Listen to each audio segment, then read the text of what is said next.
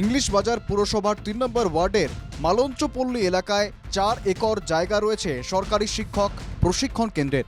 সেই সরকারি জমির একাংশ রীতিমতো পাঁচিল দিয়ে ঘিরে ফেলা হয়েছে। সরকারি জমি ঘিরে নেওয়ার ছবি ধরা পড়ল এনকেটিভি বাংলার ক্যামেরায়। এলাকার মানুষের অভিযোগ, ৩ নম্বর ওয়ার্ডের তৃণমূল কাউন্সিলরের স্বামী রাতারাতি সেই ফাঁকা জমি দখল করে নিয়েছেন। তবে জমি দখলের অভিযোগ মানছেন না কাউন্সিলর।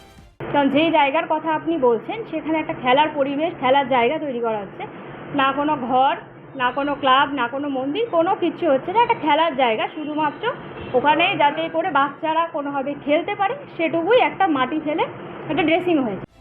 শিক্ষক প্রশিক্ষণ কেন্দ্রের দায়িত্বপ্রাপ্ত আধিকারিকের অভিযোগ, তাদের না জানিয়েই জমি ঘেরা হয়েছে। সরকারি জমি কখনই এভাবে ঘিরে নেওয়া যায় না। খেলার জন্য ওরা ঘিরছে। আমি যেটুকু রিকোয়েস্ট করেছি ওনাদেরকে যে ওটা খেলার জন্য তো এইভাবে ঘিরে রাখা যায় না, জায়গা সরকারের জায়গা। হ্যাঁ, তো এটাকে ঘিরে রাখা যাবে না। বিজেপির অভিযোগ, মুখ্যমন্ত্রী বলছেন সরকারি জায়গা দখল করা যাবে না, কিন্তু তার দলের লোকজনই সর্বত্রই সরকারি জমি দখল করছে।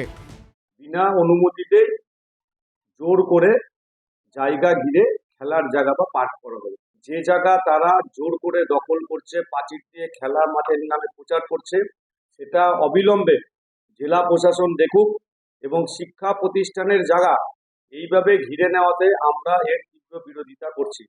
জায়গাটার একটা নোংরা পরিবেশ ছিল, সাপ আর যত বাড়িতে রাবিশ টাবিশকে ওখানে ফেলতো। তো ওইখানকার যারা লোকাল ছেলে, ছোট ছোট ছেলেরা ওটা পরিষ্কার করে খেলা উপযোগী করে, এটা ওটা ঘেরাও করা বা দখল করা না।